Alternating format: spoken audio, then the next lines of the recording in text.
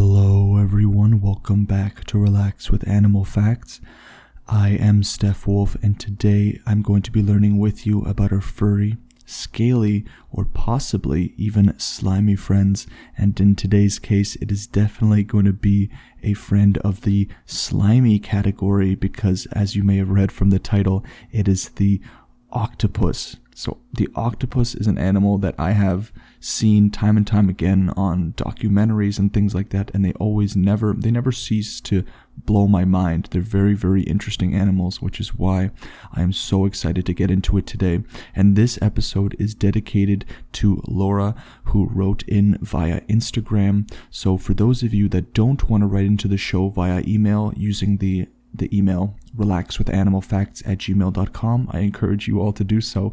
But if you want to do maybe an easier route, could be through Instagram, and the Instagram for the show is RWAF podcast, and you can follow that podcast Instagram, and you can send a message with whatever animal you would like to be featured on the show, along with your first name. If you want to add more than your first name, that is totally up to you. But I feel like it's also a good way of getting your animal requests. Maybe it's a little bit more convenient to do through Instagram. Everyone's using Instagram these days. So again, thank you so much, Laura, for writing in. This episode would not be possible without you. Everybody listening out there, this podcast wouldn't be possible without you. So thank you so much for listening. Thank you for following. Thank you for rating, sharing, whatever you guys do. It was actually my birthday yesterday. I had a very, very fun time with my friends. We spent some time outside, but we spent time outside, that's 6 feet apart, along with wearing masks and things like that. So, we weren't in full hazmat suits, but we were fairly diligent in being sort of safe, I suppose. So I did have friends over in the backyard, just to try to enjoy my birthday during these weird times.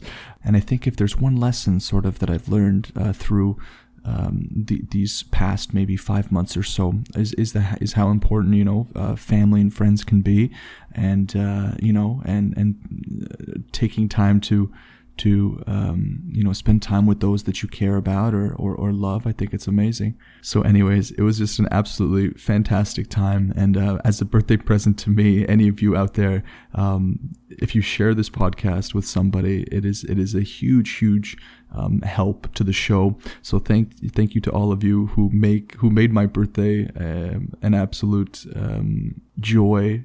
Seeing all these new people come to the podcast and stuff like that. It's something great to see. So I'm not going to waste any more time. Let's just get straight into the show. So today's facts are going to be coming from Live Science or Live Science. I should definitely know it by this point, but I still don't. So Live Science has been a staple on this show for a long time. So the first fact is that octopus are ocean creatures that are most famous for having 8 arms and bulbous heads. So the general sort of layout of the octopus, people know 8 arms, these sort of very large heads, and they sort of just swim around and they squirt ink and things like that. But the order Octopoda, it includes up to 289 species according to the World Animal Foundation. The word also refers specifically to animals in the genus Octopus. Some people call their appendages tentacles, but that is actually not correct, which is what is written here. They are arms, not tentacles. Most octopus species have those sort of suction cups on the bottom of each arm, and the arms seem to have almost a mind of their own. 2/3 of an octopus's neurons are in its arms rather than in its head, according to the article. This is absolutely insane, something that I've never heard of. So neurons are just basically cells that are within the nervous system, within our nervous system as well as human beings, that transmit information to other sort of muscles, gland cells, nerve cells, and it is what is, super important for all ways of function, especially brain function, of course. So it is really interesting to see that they have these information transmitting neurons more in their arms than they do in their head, which if I had to maybe guess, it would be maybe the reason why they're able to move them so well, I suppose, with such dexterity and precision. So that's what I would guess. I don't know if that's necessarily correct, but sometimes I just try to, spitball and try to figure it out. So what this means is that an octopus can focus on exploring a cave for food with one arm while another arm tries to crack open a shellfish. So that is super, super cool. It's as if it has, it's sort of the equivalent of how human beings, how it's hard to sort of rub your belly and pat your head at the same time. Or for those of you that maybe learned instruments as kids or still play instruments, for example, like with the piano, how you have to have you could have two different hands playing two different tempos. So in the case of an octopus, what I'm getting here is that the octopus would be fantastic at piano and sorts of things in relation to that. It would absolutely be able to pat its head, rub its belly. That is easy for the octopus. So octopuses have an excellent sense of touch, according to the WAF, or the World Animal Foundation, and their suckers, these little things that they have on their arms, they have receptors that enable an octopus to taste what it is touching. So they have taste receptors on their arms. I personally would very much not like to have taste on my arms, just because, you can imagine if you, say, touch the countertop with your hand, now you're going to be tasting, you could be tasting wood, or you could be tasting, in my case, or I think a lot of people's cases in regular human life, I would very much not like to taste what I touch. But in the octopus's eyes, this is huge. This is a very big benefit. And most octopuses, those in the suborder, here we go, Incerata or Incerina, they have no internal skeletons or protective shells. So their bodies are soft, which will enable them to squeeze into very, very small cracks and crevices, according to National Geographic. And in April 2016, an octopus at the National Aquarium of New Zealand squeezed out of its tank and made an 8-armed dash for a drain pipe that, luckily for him, led directly to the sea. So here we see sort of a jailbreak moment, I suppose. So these octopi or octopuses, as it's written in this article many a time, they can get themselves out of some really, really tight situations, which I think is pretty funny that this one made a run for it and successfully got out of there. Everything worked out for this octopus, I suppose. And a bulbous sac-like body or mantle is perched up on top of an octopus's head, and the only hard part of their bodies is a sharp parrot-like beak that is on the underside where the arms converge. That is something I had no idea about. That is the first time I'm ever hearing about this. And octopi actually have very powerful jaws and venomous saliva, according to National Geographic. So a little bit off topic here, but Nat Geo posted a post on Instagram that talked about International Friendship Day, I think it was called, and they showed Coco the gorilla with one of her kittens. Of course, Coco at this point is no longer alive, but I think Coco lived to be about 47 years old, and Coco the gorilla was a front runner in terms of the sort of humanizing qualities that a lot of these intelligent animals have, especially gorillas, which is why they're one of my absolute favorites. And Coco the gorilla really, apart from doing sign language and different things that are very intelligent, Coco enjoyed spending time with one of her friends, which was just a tiny little kitten. So I think it was the picture was really, I suppose, heartwarming to look at. But anyways, why don't we just move on? No more anything to do with a gorilla. I can just get off topic and just keep rambling. So let's move on to the next fact. It is written here that octopuses weren't always squishy creatures. So the ancestors of octopi and squid, they sported hard shells. So they used to be sort of hard shell creatures, and revealed that these marine animals lost their hard mobile homes, I guess in quotations you can say, in the Jurassic and Cretaceous periods. And this shell loss likely helped the ancient relatives of today's octopus, squid, and cuttlefish become much more agile to evade predators and as well as nab prey. So whenever we see these sorts of characteristics being lost over time, a good question is always, why? Why is that exactly? Why did evolution select for these things apart from other random mutations and things like that? Because the evolutionary process is one that combines two things. One of them is a sort of natural selection process in which the most advantageous characteristics in the environment get passed on genetically because of things like selective mating and things like that. And the other one is entirely random, and it's known as random mutation. So sometimes an animal can completely get some random trait that happens to be an advantageous one, and that one will end up being bred into the population, and eventually animals can be sporting this new mutation. But in the case of, for example, there's a fish in the deep sea that originally could see, but over time, as they spend time in the darkness, the very dark sort of areas in the water, over time, evolution said, well, I don't know if you want to say said, but over time, this fish lost its ability to see. So the way evolution works, the process of it is very amazing, and I always love to talk about it and learn more about it.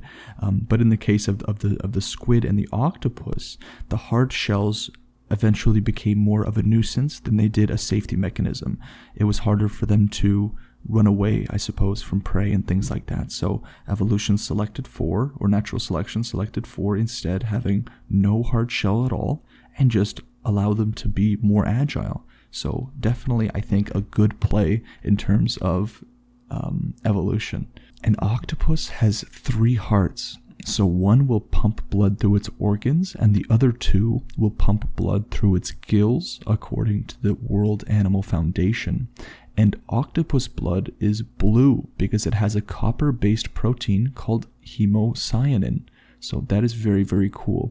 A total of 3 hearts in comparison to R1. And the way that this blood sort of pumps blood is when an octopus is swimming, the organ that delivers blood to the other organs stops beating. And this exhausts the octopus, which is likely the reason they prefer to crawl rather than swim, according to the Smithsonian article. So in human beings as well, movement is super, super important, especially, it's particularly when you're upright, because then blood has to travel up and down. Down isn't so hard because you have gravity helping you, but the journey back up for blood is assisted by certain valves that are present in your legs and things like that. So movement is what facilitates blood flow a lot, which is why standing in the exact same spot for a long time can even cause some people to become sort of lightheaded or even faint sometimes. So moving is fantastic for your blood flow. So I guess if you're standing in a line, try to do a little bit of back and forth movement, I suppose. And octopi, or octopuses as it's written here, they come in many different sizes. So the common octopus is 12 to 36 inches, which is about 30.5 to 91.4 centimeters long, and weighs 6.6 to 22 pounds. Again, don't worry about pulling out the calculators. That is about 3 to 10 kilograms. And the giant Pacific octopus is the largest octopus of them all, and they typically grow to be 16 feet, or about 5 meters long. Oh my gosh, that is just absolutely gigantic. And they will weigh around 110 pounds, which is close to 50 kilograms. But one was recorded to weigh more than 600 pounds, 272 kilograms, and measure up to 30 feet, which is about 9.1 meters across, according to National Geographic.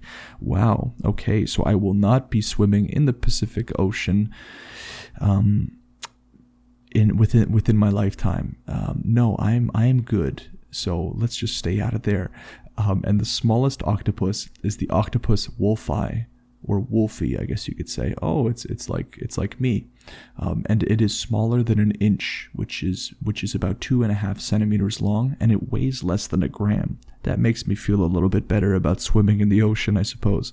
But as long as the giant Pacific octopus is around, I'd rather maybe sit on the boat rather than go inside. So octopuses live in oceans all over the world, and most are pelagic, I think is how you say it, meaning that they live near the water's surface in shells, reefs, and crevices. And some species do live on the floor of the ocean, in which they will make their homes out of caves. And octopuses tend to be fairly solitary, though they do interact with other octopuses at times. And while some species of octopuses hunt at night, others will hunt at about dusk or dawn. So I suppose that they are mostly nocturnal, but sometimes will make exceptions to the rule. And when scared, they will shoot this dark liquid, which is sometimes called ink. So that is one of the primary characteristics, I suppose, that I've always attributed to octopuses or octopi is this ink. And at the thing that scared them, they will just sort of shoot this black ink, which will serve as a temporary blinding mechanism, and also serves as a double whammy there to sort of confuse a potential attacker. Like, oh man, what is happening? What did just get shot at me? And I suppose navigating through this dark inky blackness can be fairly disorienting for some potential predators. And it'll give the octopus ample time to swim away. And the ink can also dull the attacker's smelling and tasting abilities, according to a Smithsonian article. So in the water, animals such as the shark, for example, right? They rely very, very heavily on smell. And I want to do a shark episode in the future, just because so there's certain myths that have been busted regarding the smelling abilities of sharks specifically. But they rely very, very heavily on smell. So having this sort of ink that can dull those senses can be very crucial to their survival. And octopuses can also change color to hide and match their surroundings. So I have seen certain documentaries about this, and it is absolutely amazing to watch how fast they can do it. They can turn blue, gray, pink, brown, or green, and the mimic octopus can also flex its body to resemble more dangerous animals, such as eels and lionfish. So lionfish are very, very spiky looking animals, and I've seen how the octopus does it. And wow, if you want to see something truly mind-blowing, you can search up mimic octopus in your free time, because how it works is it just absolutely blows my mind. And if an octopus does get caught, it sometimes will be no problem, just because they can lose arms and regrow them fairly quickly, just like some, I suppose, other animals that I think we've covered on the show before, or at least that we've mentioned. So this is according to National Geographic. So while octopuses are indeed fast swimmers, they will prefer to slowly crawl along the sea bottom. And to swim, they will oftentimes suck water into their body and shoot it out of a tube that we call a siphon. That's according to the World Animal Foundation. And this will allow the octopus to sort of blast off away from its attackers. So we see that it has certain mechanisms that allow it to sort of kick it up to top gear, really be able to haul itself out of there as quickly as possible. And if you're wondering what they eat specifically, what their diet is like, so they are indeed carnivores, which means that they eat meat exclusively. And meals can include things like shrimp, lobsters, fish, sharks. Really, they eat sharks? Interesting. And even birds, which is really cool. And they will typically drop down on their prey, envelop it with their arms, and pull the animal into their mouth. Now, its prey is listed as sharks as well, which to me is very interesting. And I imagine that the majority of sharks eaten by octopus would probably be eaten specifically by the giant Pacific octopus, At least that's what I would think, just because this, certain sharks are large, certain ones are small, but generally, these are not that small animals. And the octopus has a short lifespan.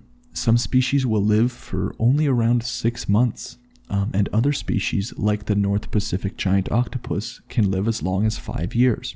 But for an animal that can grow up to 30 feet long, that isn't too long of a lifespan, even 5 years. But typically, it kind of works in the way that the larger the octopus is, the longer it will live. And no matter what, when octopuses mate, they will die soon after. So we see this in many species, but it usually has to do with the devouring of the other, member of the species, almost always male, of course. So we see this in a lot in insect species such as arachnids, or certain other species like praying mantises and things like that. So during reproduction, a male will deliver sperm by inserting a specialized arm into the female's mantle cavity, and sometimes he literally hands her the sperm, however, according to the Smithsonian article. And females will oftentimes lay 200,000 to 400,000 eggs, though it varies depending on species. And she will guard these eggs with her life here. She will obsessively guard them until they hatch, and they will even stop eating. And after the eggs hatch, basically what happens is that her own tissues and organs will sort of eat at itself until they die. And meanwhile, the male has swum away and will die in a few months. So this is super interesting that the female oftentimes dies before the male in terms of the mating process. So it is not as common, and definitely not what I expected. So it's sort of a cellular, on a cellular level, its body sort of eats itself from the inside out. I wonder why that is specifically. What sort of mechanism triggers that to happen? I'm not exactly sure. And when they hatch, baby octopuses are called larvae. So they will drift in plankton clouds and eat other animal larvae until they mature.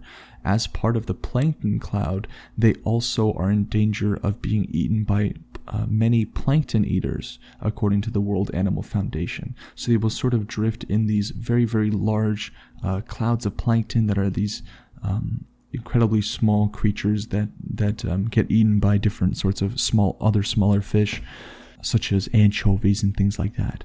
And it says that the standard plural in English of octopus is octopuses. The word octopi, which follows Latin rules for plurals, is actually incorrect. Wow, I was wrong this entire time. I think that I heard octopi, when I was younger, and I suppose I just stuck with it. I don't know. It was one of those things that kids always were like, oh, it's not octopuses, it's octopi.